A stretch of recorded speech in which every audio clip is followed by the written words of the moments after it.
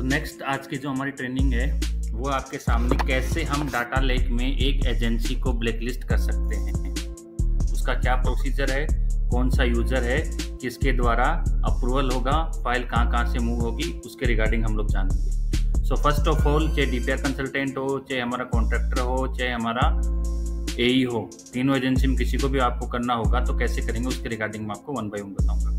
तो यहाँ पे डीपीआर के रिगार्डिंग पहले मैं बता रहा हूँ आपको। सपोज कीजिए मैं एनएच डिवीजन से हूँ या पीआईयू से या बीआरओ से, जहाँ से भी हूँ, प्लस में इनपुट फॉर्म किसके पास आता है, कौन फाइल मूव करेगा, वो हम वन बाय वन जानेंगे। तो मेरे को पीडी सर ने या आरओ सर ने बोल दिया है कि आपको एक एजेंसी को ब्लैकलिस्ट करनी है।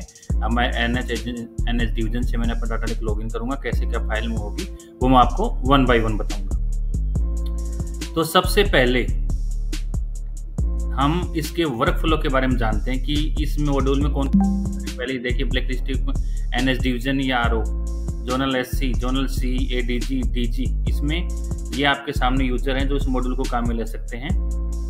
इसमें एनएच डिवीजन या आरओ इनपुट फॉर्म जो दे रखा है वो एनएच डिवीजन आरओ के पास दे रखा है, वो इनपुट कर सकते हैं। वहाँ से फाइल हमारी मूव होगी, वो एससी सर के पास आएगी, एससी से सी सर के पास आएगी, वहाँ से एडीजी, एडीजी से डीजी, कैसे एक दूसरे को वो सिक्लिफिकेशन कर सकते हैं। अगर कोई फाइल में कुछ मिसिंग इन्फॉर्मेशन हैं तो वो सिक्लिफिकेशन कर सकते हैं। उनको लगता है कि नहीं पूरी की पूरी फाइल ही गलत है, वो रिजेक्ट भी कर सकते हैं। और अगर देखिए दो चीज़ को हमेशा ध्यान में रखना है। सपोज कीजिए ये एससी सर है, अगर सी सर ने कोई इन्फॉर्मेशन मांगी है तो ये क्या करेंगे, उसका आंसर देंगे सबमिट क्लैरिफिकेशन टू सी, और यदि इनको किसी और से मांगना है तो वो सी क्लैरिफिकेशन करेंगे। इसलिए सी क्लैरिफिकेशन और सबमिट क्लैरिफिकेशन का आपको डिफरेंस मालूम होना चाहिए कि अगर मेरे पास में दोनों ऑप्शन आ रहे हैं, दोनों का मतलब अगर मैं सपोज कीजिए एससी लेवल से हूँ या आरओ लेवल से हूँ, मेरे पास में सबमिट क्लैरिफिकेशन भी आ रहा है और सी क्लैरिफिकेशन भी आ रहा है। सबमिट का मतलब मेरे से ऊपर वाले ऑफिसर ने कुछ डाटा मांगा है, मैं उसको सबमिट करूंगा। सी का मतलब मेरे पास नहीं है, मुझे अपने से नीचे वाले से लेना है, तो मैं सी क्लैरिफिकेशन करूंगा। तो इन दोनों बटनों में आपको डिफरेंस मालूम होना चाहिए। अब बारी आती है हमारे इस मॉड्यूल के रिगार्डिंग। तो यहाँ पे सबसे पहले हम एक डीपीआर कंसल्टेंट को कैसे ब्लैकलिस्ट करेंगे उसके रिगार्डिंग मैं आपको बताऊंगा। So first of all, the NS division RO can initiate the process of blacklisting an agency. The following screen will appear where they can click the new button and to enter the required details. सबसे पहले मैं NS division से हूँ, मैंने data lake login किया, after then इस particular module में आया। जाने के 3 वे मैंने आपको बता रखे हैं, या तो आप मेन्यू से जा सकते हैं, सेंट्रल डैशबोर्ड से भी जा सकते हैं, या फिर सर्च से भी जा सकते हैं। सर्च पे मैंने टाइप किया ब्लैकलिस्टिंग के रिगार्डिंग ब्लैकलिस्ट एजेंसी, तो इस सामने वाली विंडो मेरे पास में आई। यहाँ पे ऑलरेडी अगर कोई ब्लैकलिस्ट मैंने कर रखा होगा तो उनकी इन्फॉर्मेशन मुझे यहाँ पे अवेलेबल होगी। यदि मैंने नहीं कर रखा, मैं फर्स्ट टाइम हूँ, in that case I will click on the new button. तो मुझे न्यू वाले बटन पे क्लिक करना है, इसके लिए इन्फॉर्मेशन फिल करने के लिए। अब मैं आपको इनपुट फॉर्म दिखा देता हूँ ताकि आपको सही समझ में आएगा।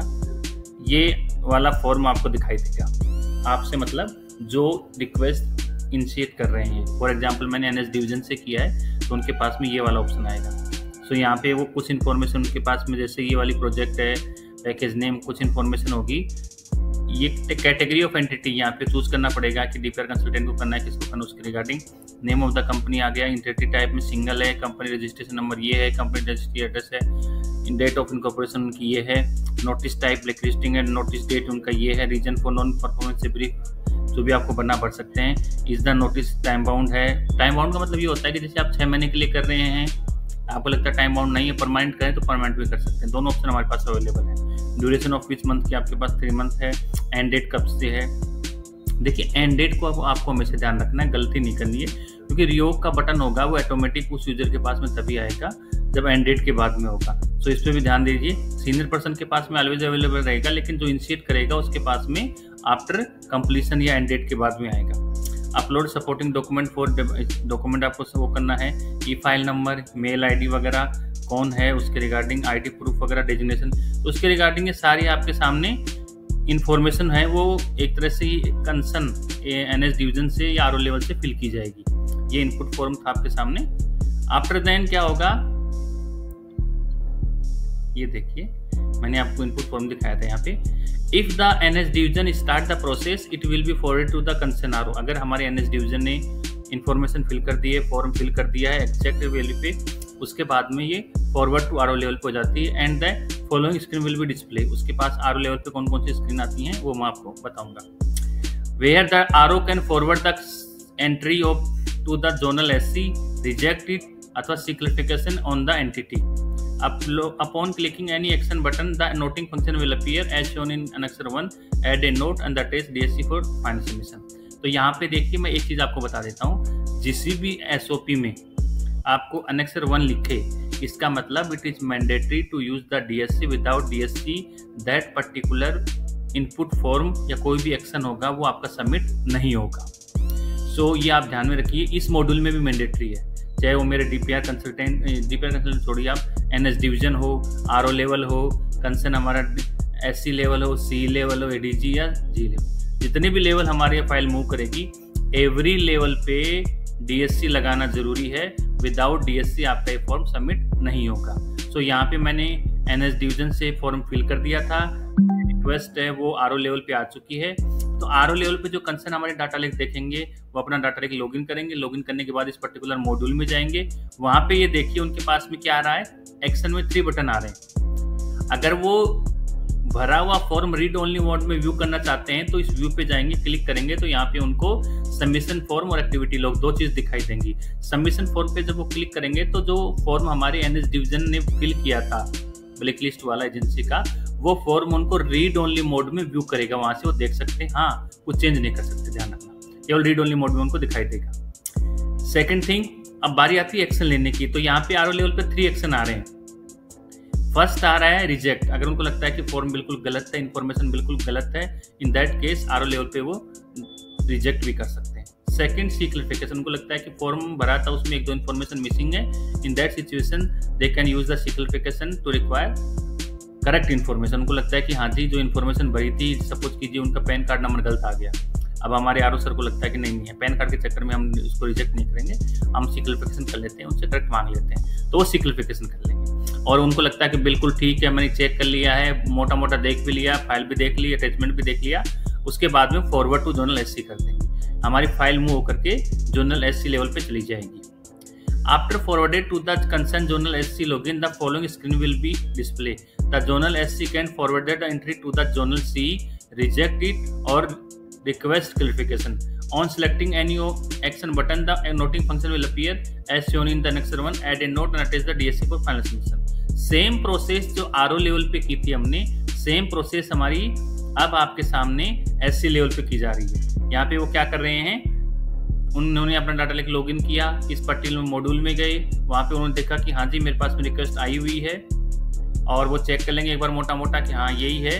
उसके बाद में अगर उनको भी पूरे फुल फॉर्म देखना है तो व्यू पे जाके देख सकते हैं, submission form read only mode में उनको भी दिखाई देगा, और देखने के बाद उनको लगता है कि उनके पास में एक्शन में 3 बटन्स आ रहे हैं, first reject, second C clarification, और ऊपर वाला जो थर्ड है वो forward to zone C। Same functionality है, अगर उनको रिजेक्ट करना है तो रिजेक्ट कर सकते हैं, आपका लूप यहीं क्लोज हो जाएगा। सी क्लैरिफिकेशन, उनको लगता है कि कुछ मिसिंग इन्फॉर्मेशन है, मैं RO लेवल से मांग लेता हूँ एक बार, तो यहाँ से वो सी क्लैरिफिकेशन कर सकते हैं। और फॉरवर्ड टू जोनल SC, उनको लगता है बिल्कुल ओके है, सब कुछ ठीक है, तो इस फाइल को मूव कर सकते हैं आगे फॉरवर्ड टू जोनल C को। After forwarded to the concerned zonal C login, the following screen will be displayed. The zonal C can forward the entry to the concerned ADG, reject it and request clarification. On selecting any action button, the noting function will appear as shown in Annexure. Add a note and attach. देखिए functionality सारी same है, जिस level पे हैं उससे अगले level पे forward करने का ऑप्शन आपके सामने चेंज हो रहा है। जहाँ RO थे वहाँ से कंसर्न SC लेवल पे आए, SC से C लेवल पे आ गए हैं, तो कहने का मतलब आगे भेजने का बटन ही चेंज हो रहा है, बाकी फंक्शनलिटी हमारी सेम आ रही है। तो C लेवल पे जो हमारे डाटा लेक देखते हैं वो अपना डाटा लेक लॉगिन करेंगे, उनको भी सेम समरी में फर्स्ट ऑफ ऑल ये जो विंडो दिखाई दे रही सेम विंडो उनको दिखाई देगी, एक बार मोटा मोटा ऊपर से वो देख लेंगे, हाँ जी ठीक है ये है वो है, जो भी उनको चेक करना कर लेंगे। अगर इनको भी भरा हुआ फॉर्म रीड ओनली मोड में देखना है, they will click on the view button और वहाँ पे भी सबमिशन फॉर्म वो देख सकते हैं। आफ्टर देन एक्शन लेने की बारी आती है, तो यहाँ पे वो फॉरवर्ड टू ADG कर सकते हैं, फाइल को आगे मूव कर सकते हैं। सी क्लैरिफिकेशन कुछ मांगना हो, कुछ मिसिंग इन्फॉर्मेशन हो तो जो ब्लो यूजर है, ब्लो का मतलब हम यहाँ पे C लेवल पे हैं तो वो SCC मांग सकते हैं।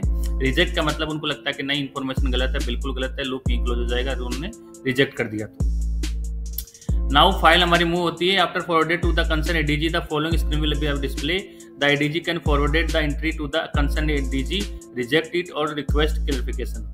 On selecting any action button, the noting function will appear as shown in the annexure. Add a note and attach the DSC for final submission. So यहाँ पे आपके सामने एडीजी सर के पास में रिक्वेस्ट हमारी आ चुकी है, वो अपना डाटा लेके लॉगिन करेंगे।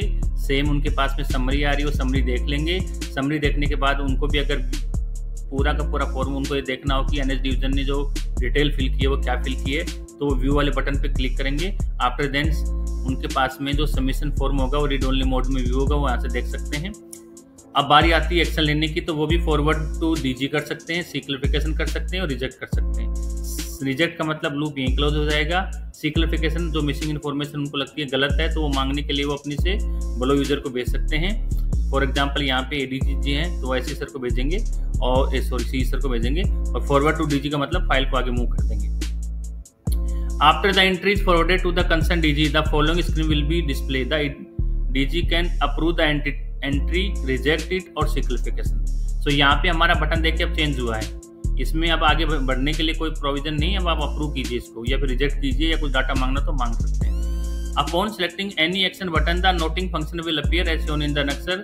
Add a note and attach the DSC for final submission.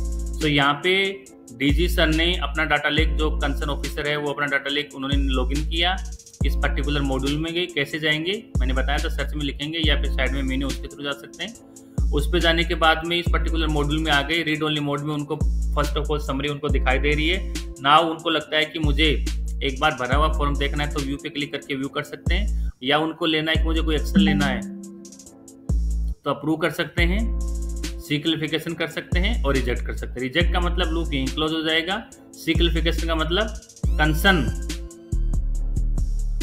जो जिनसे एडीजी सर से फाइल आई है उनसे कुछ पूछना होगा तो वो सी क्लैरिफिकेशन कर सकते हैं। और अप्रूव का मतलब बिल्कुल ठीक है, सब कुछ ठीक है, मैं फाइल को अप्रूव कर रहा हूँ। और जो एनएस डिवीजन ने जिसके लिए ब्लैकलिस्ट किया था उसको हम अप्रूव करते हैं, इसको हम ब्लैकलिस्ट करते हैं, तो वो यहाँ से अप्रूव हो जाएगी।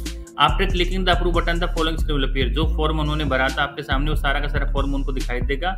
यहाँ पे वो चेक कर लेंगे मोटा मोटा कि हाँ जी बिल्कुल ठीक है, और यहाँ पे सबमिट वाला बटन दबा देंगे। डीएससी मैंने बताया डीएससी ना जरूरी है, चाहे हमारा एनएस डिवीजन था, चाहे आरओ था, चाहे हमारा एससी था, सी लेवल, एडीजी और डीजी, एवरी लेवल पे डीएससी के बिना आपका काम ना तो मूव होगी फाइल, ना रिजेक्ट होगी, ना सी क्लैरिफिकेशन, आपको लगाना जरूरी है। After submission, the DG will have the option to revoke the blacklisting or obtain the consent and the journal SC. The following screen will be displayed. Upon selecting any action button, the noting function will appear as shown in the annexure 1. Add a note and attach the DSC. यहाँ पे एक चीज देखिए आप, DG sir ने जैसे approve कर दिया कि हाँ जी अब वो ब्लैकलिस्ट हो चुकी है डीपीआर कंसल्टेंट की एजेंसी, तो आपके सामने कंसर्न, अब देखिए यहाँ पे एक्शन में कुछ नहीं था, यहाँ पे जैसे किया तो एक्शन में आ रहा है रिवोकेशन या कंसेंट टेकन फॉर जोनल सी। अगर उनको कुछ कंसेंट लेना होगा तो इस पे क्लिक करेंगे, या उनको लगता है कि देखिए 3 महीने या 2 महीने हमने किया था लेकिन कोर्ट से कोई स्टे आ गया, या उसका जो भी मतलब XYZ रीजन था, तो उसके बाद में उनको 3 महीने की बजाय 6 महीने में या फिर अभी हम उसको रिवोक कर रहे हैं, तो वो डीजी लेवल से दोबारा से रिवोक हो सकता है, ब्लैकलिस्ट से वो हट जाएंगे। सो ये सारी की सारी आपके सामने फंक्शनलिटी है। ये फंक्शनलिटी मैंने बताया आपको, मोटा मोटा तो आपको ध्यान देना वो ये देना है कि इनपुट फॉर्म किसके पास होगा। इनपुट फॉर्म हमारा एनएस डिवीजन आरओ लेवल से फिल किया जाएगा, फाइल हमारी मूव होती जाएगी, अप्रूव कौन करेगा डीजी सर, और वापस रिवोक भी कौन करेगा वो डीजी लेवल पे होगा। तो ये आज का हमारा मॉड्यूल था जिसमें मैंने आपको ब्लैकलिस्टिंग